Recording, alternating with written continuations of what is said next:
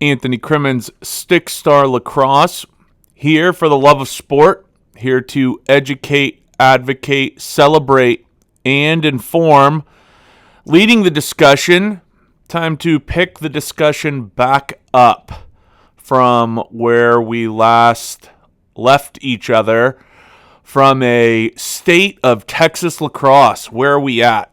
Where are we at with Texas lacrosse in North Texas? Did a little digging. Really appreciate people who reached out to us via Instagram. A lot of insight from a lot of different people, a lot of different programs. Some programs who are on the upward trajectory, right? Other programs who are kind of struggling. That's kind of what we're going to get into today. And it's interesting. It's interesting, the different reactions. We were out there at the Lax for Life tournament in Frisco this weekend. Beautiful weekend to play lacrosse. Frisco, their fields out there, they've really improved. It was an excellent tournament to participate in. We really think all of the folks up in Frisco did an excellent job. The fields are in better condition than I've ever seen them. I know they've worked on them substantially here in the recent future, and it was great. But I couldn't help but feel that there was just a little bit of a cloud hanging over it. Just talking with certain people from certain programs, watching certain programs competing, just looking at the numbers, and it's tough out there. It's going great for some people, there's no doubt about it. I think that the programs on the outer extremes of the Metroplex in growing areas are having success. You look at Rockwall's program, they're in a great spot. Prosper, tons of folks playing up there. I think that in communities that aren't growing, it is tougher.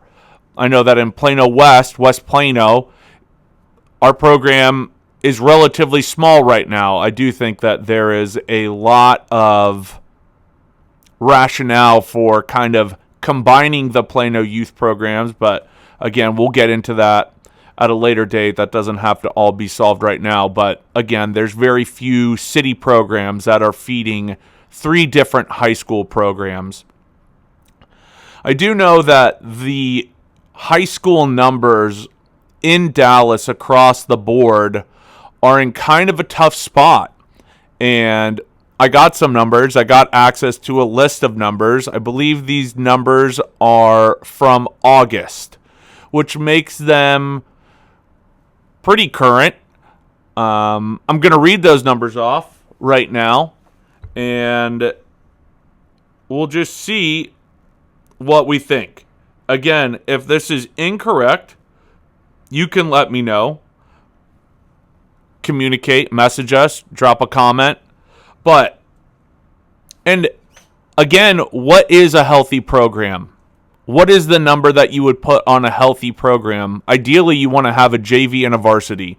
So how many kids does that require? Again, another question. Let us know in the comments. What is a healthy program? What do you think is a healthy program? But the numbers include Green Hill with 43, Bishop Lynch with 39, Fort Worth Country Day with 30, St. Mark's with 30, JP2 with 29, Parish with 24, Trinity Valley with 21, All Saints with 18, Southlake with 43, Frisco with 40, Flower Mound with 40, Prosper with 39, Plano with 36, Keller with 35, Rockwall with 34, Allen with 31, Lovejoy with 29, Hebron with 32, Cuphell with 30, Plano West with 29, McKinney with 26, Grapevine with 24, Plano East with 18, and Denton Guyer with 23. Now, again, if those numbers are wrong, let us know. These were the numbers that we received from somebody who's been aggregating them. I'm not sure what picture that paints for North Texas lacrosse. Again, I don't have access to all of the statewide numbers. I don't have access to the numbers year over year, but I know that clearly people would like to have more. And then when you also look at the youth situation, it's arguably even tougher this weekend and again, it's the fall, right? So I think that's another discussion that we need to have. But are we doing too much? Is fall ball too extreme? Why are we doing fall ball the way that we're doing it? Why are we competing with football? That doesn't make a lot of sense. But again, we can talk about that here in a little bit. I will tell you that Plano West, with our teams competing at the 5th, 6th grade, and the 7th, 8th grade level, we had in one game at Plano West, and again, there's conflicts, there's stuff going on out there, there's breaks, there's all kinds of things. With our 5th, 6th graders, we're playing with 13 guys. They played amazing. They were exhausted. They didn't complain once. They played great. With our 7th, 8th graders, we had one sub. 2 games we played without a sub or with one sub. I mean, that's ridiculous. And we still played an amazing brand. We applied pressure all over the place. We used our skills. I mean, I don't think I've ever seen anything like it before in my life. I mean, I would not take, well, I would take, it's tough to take 11 kids to the rink and play. Go play in a box tournament with 11 guys. Like, that's hard. You better be subbing the right way. It's going to be difficult, let alone win. We were able to have success and win several games and playing an incredible style of lacrosse with 11 guys. But that's not enough. Other programs had to combine, and there was a lot of programs that had to combine. McKinney at the 7th, 8th grade level is in a tough spot. Plano at the 7th, 8th grade level is a tough spot. Lovejoy, it looks like, is a tough spot. Several programs, I mean, that's not just them. There's other ones that are in a tough spot. So what are we doing to address this? And whose problem is it? I don't know. I don't know whose problem it is. I know that it's the communities are facing it, and they're exhausted. I also know that, and this is not to be hyper controversial, but I know that in league meetings, just from listening to people talk, that there's a lot of legislating going on in league meetings, whether it's the state league meeting or there's the youth league meeting. And I think that the primary focus for Texas lacrosse still needs to be growing the game, right? That's what everybody talks about. Grow the game, grow the game, grow the game. It's not growing, right? I think that from listing off those numbers, and I don't have the youth numbers, but I'd like to have the youth numbers. I'd like to have the year-over-year numbers. That's what I'd really like to have. I should have been collecting all of the rosters from the THSLO, but the THSLO might have all of the previous rosters from all of the previous years, so they could probably aggregate that information and post it so that we could see it on a line graph. That'd be great. That'd be great information to have. Not upset that it's not provided, but it would be good to have it. So the youth programs are struggling. The high school programs, it appears, are struggling. That's not the case for everywhere. We had great communications with folks from Kingwood, who their program is growing. We had communication with people from Friendswood, and I know it was struggling in Friendswood for a while, and it's kind of booming now. I know that New Braunfels lacrosse is having success. So it's not all doom and gloom. Allen reached out, and they were talking about how they're in the PE programs, which is great. Again, we're going to try to aggregate best practices, right? Best practices for programs, so they can all have a good understanding of what is the best way to do it, or where do you find that information. You're going to find it here. We're going to aggregate it. We're going to kind of put something together as more and more people share their information. But overall, I think that, I don't know if it's dire. I don't want to be that extreme, but it is something. I know that my program, Capel, is in a tough spot at the high school level. It's not looking great. I also know that there are rumblings of certain folks trying to start another league, another high school league. I don't know if that's the best course of action, but I think that comes from a place of frustration, right? Frustration of not being heard. Ultimately, you have certain programs that are in a way better spot, and they will always be in a better spot just because they're in a better spot. And it's going to be tough for the other programs to play in that pool, in the deep end. So I don't know what the best solution is there. But I know that people are upset. And I know that there's people frustrated across the board in a lot of different areas. I know that it's hard to run leagues, right? Especially when your business isn't running a league, right? You're not necessarily a youth administrator. There's a reason why certain people are. That's why we need UIL. Ultimately, this is a plea for UIL, right? And some people will say, and if you don't think UIL is the answer, go ahead and leave the comments below. But I think that UIL is crucial in a state where we are supposed to be the leaders in sports. I mean, which sports are we not the best at nationwide? Pick one of the big ones.